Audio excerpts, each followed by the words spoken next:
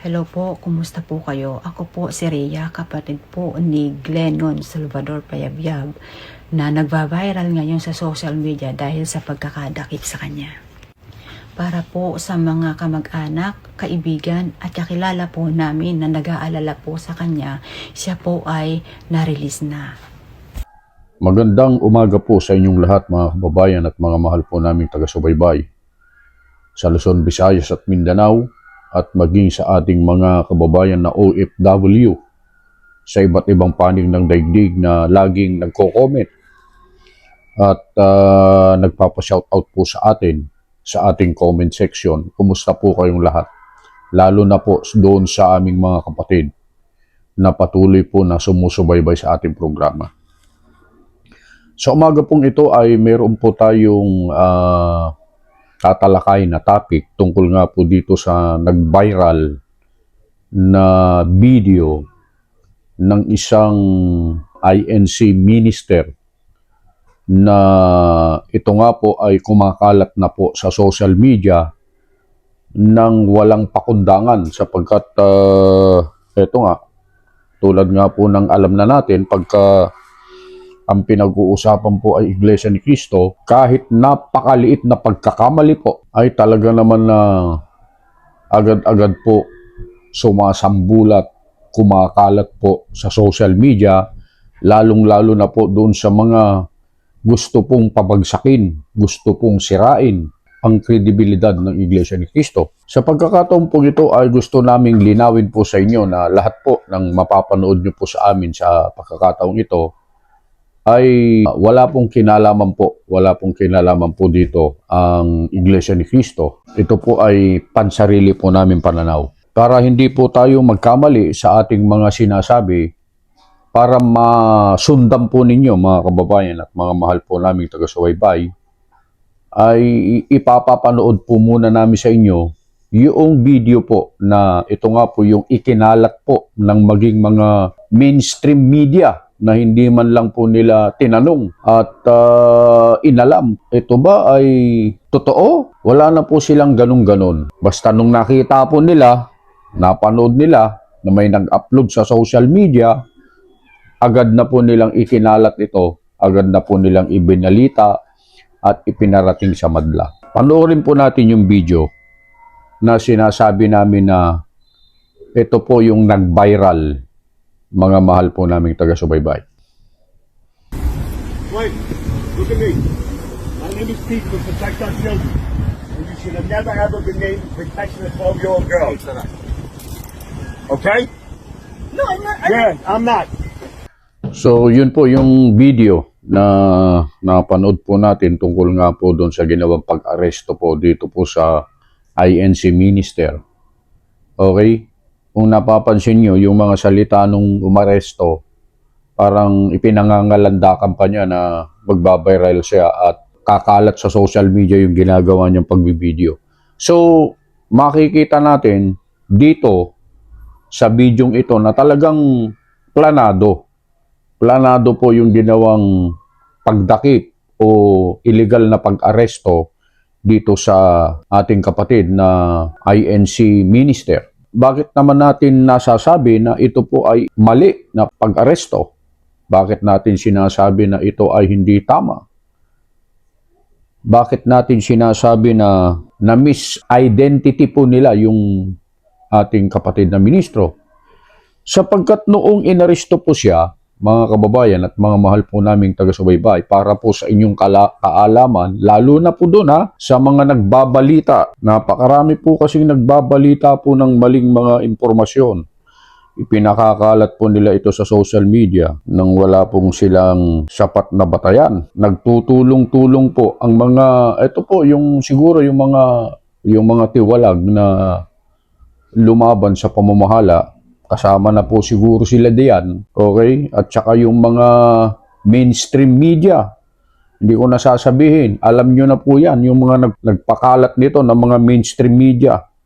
Napakarami po yan. At yung mga iba pang galit sa iglesia, mga vlogger na galit sa iglesia, na ang nakikita lang nila, nakakapagtaka naman kapag hindi naman Iglesia ni Cristo yung gumawa ng masama, Halimbawa, yung may pinatay, may nirape, hindi naman sinasabi yung kanilang relihiyon. Kapag ka sila po ay mayroong nagawang masama o kaya labag sa batas, nakapagtataka po kapag ka Iglesia ni Cristo, agad po nilang ibinabalita at binabanggit yung salitang Iglesia ni Cristo. Sa amin, hindi po bagong bagay yun sa amin. Sapagkat noon pa man ay pinagpauna na po yan. Darating talaga po yung mga pag-uusig. Itong mga nagpapakalat nito ay doble kayod na po para siraan po ang iglesia sapagkat malapit na po kasi ang eleksyon po eh. Kaya gusto po nilang pabagsakin ang Iglesia ni Cristo. Pero hindi po kayo magtatagumpay. Ano po? Hindi po kayo magtatagumpay kailanman. Sapagkat ang iglesia po ay hawak ng Diyos po. Sabihin na natin nga, hinuli nga. Dahil nahuli nga talaga eh. Napanood natin sa video. Sabihin na natin hinuli nga. Subalit, wala pang 24 oras. Ano po? Wala pang 24 oras. Inilabas kaagad. Inirelease kaagad. Bakit? Wala pong konkretong ebidensya at napatunayan po nila na wala pong kasalanan yung aming kapatid. Yung ibinibintang nila laban sa ating kapatid na kanilang hinuli ay wala pong katotohanan. Kung mababasa nyo po yung article ng balita, ang sabi doon, was released less than 24 hours. Wala pang 24 oras. Na ang ibig sabihin, wala pong katotohanan ang sinasabi di umano ng biktima. Kaya sadyang napakamalisyoso lang nang nagpakalat po ng balita. Basta kapag nalaman nila may isang INC na involved sa anumang hindi magandang nangyari, ay ipinapakalat nila talaga kaagad. Ito po yung mga iba dito, yung mga tiwalag siguro nung pinasya ng pamamahala dahil sa kanilang paglabag. Kasama na rito yung mga galit na galit sa iglesia, yung mga taong gagawa at gagawa talaga ng paraan para lamang maging masama ang Iglesia ni Cristo. Hindi po kayo magtatagumpay. At ito po, gusto naming linawin po sa inyo mga kababayan at mga mahal po naming taga-subaybay. Ito, tandaan nyo po itong sasabihin po namin. Sa loob po kasi ng Iglesia ni Cristo, para alam po ninyo, kapag may kapatid po kami na napatunayang nagkasala at lumabag sa doktrina, at mabigat ang kanilang pagkakasala at napatunayan ito, itinitiwalag po kaagad sa Iglesia. Hindi po kinukonsinti po yan ng pamamahala sa Iglesia. Inaaksyonan po nila kaagad yan. Mapa-ordinaryong kaanib o sino man, kahit may mataas pang katungkulan sa loob ng iglesia, basta't napatunayan po na may nagawang paglabag sa aral at sa doktrina, hindi po yan kinukonsinti ng pamamahala. Kaya sa loob ng iglesia po, mayroon pong pagtitiwalag. Para maintindihan po ninyo mga kababayan at mga mahal po naming taga-subaybay, sapagkat yan po ay doktrina po sa loob ng iglesia. Pero ito po para hindi tayo mahulog sa anumang palapalagay, mga kababayan, baka sabihin nyo po kasi, paano nasabi na walang katotohanan yan, mga kababayan po namin at mga mahal po namin taga-subaybay.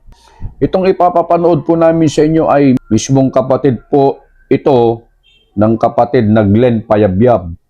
Nagsalita po, ukol nga po doon sa ipinapakalat po ng mga mainstream media, vloggers, para lang po magkaroon ng views. Okay?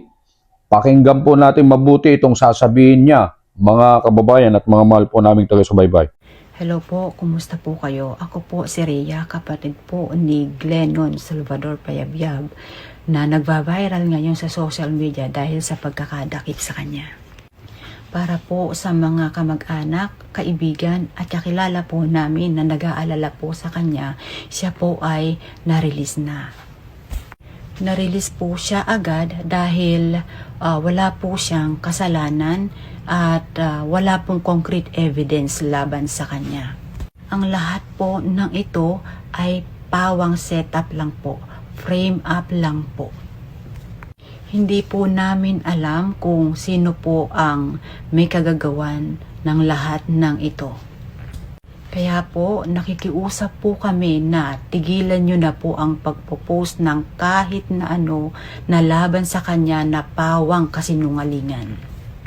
Yung mga vlogger po, nakikiusap po ako sa inyo na tigilan nyo na po ang pagpo-post ng kahit na ano para lamang po sa views.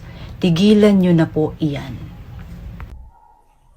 So yun po, yung pahayag po mismo ng kapatid ng Glenn Payabyab, mga kababayan at mga mahal po naming taga-subaybay.